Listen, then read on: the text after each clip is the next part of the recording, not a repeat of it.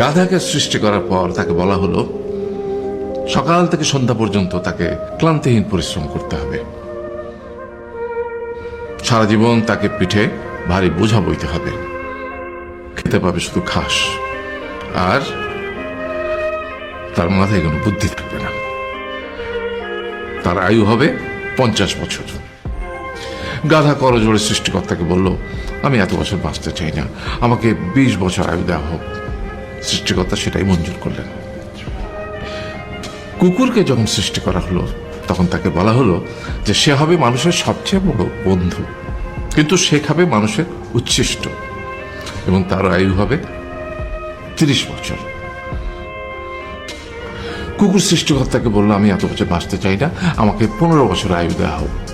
সেটাই মঞ্জুর করা হলো। এরপর বানরকে বলা হলো, তুমি শুধু গাছের এ ডাল থেকে ও ডালে ঝুল খাবে এবং নানান রকম ফন্দি ফিকির করে মানুষকে আনন্দ দেবে, তোমার আয়ু হবে 20 বছর। বানর বলল, আমি 20 বছর বাঁচতে চাই না, আমাকে 10 বছর দেওয়া হোক।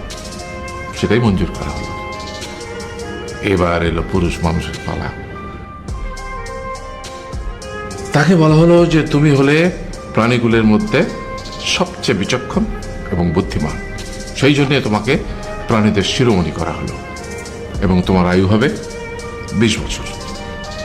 তখন পুরুষ মানুষ বলল, করজোড়ে বলল সৃষ্টিকর্তাকে যে 20 বছর আয়ু অত্যন্ত কম, হে প্রভু, আমাকে ওই গাধার সে যে 30 বছর আয়ু চায়নি সেটা আমাকে দেয়া হোক, ওই যে কুকুর 15 বছর ফিরিয়ে দিয়েছিল সেটাও আমাকে দেয়া হোক, আর যে বানর 10 বছর নেয়নি সেটাও আমাকে দেয়া হোক। 20 বছর অত্যন্ত কম, আমি দীর্ঘদিন বাঁচতে চাই। সৃষ্টিকর্তা সেটাও মঞ্জুর করলেন। তারপর কি হলো? সেই থেকে ছেলেরা পুরুষ মানুষ হিসেবে বাঁচে 20 বছর, তারপরের 30 বছর সংসারের বোঝা পিঠে করে বয়ে বেড়ায়, সেটা কার মতো? গাধার মতো।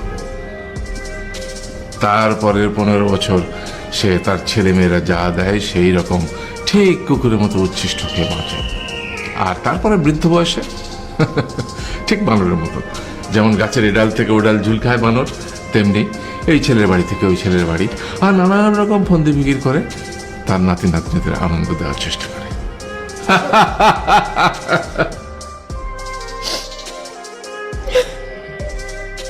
আরে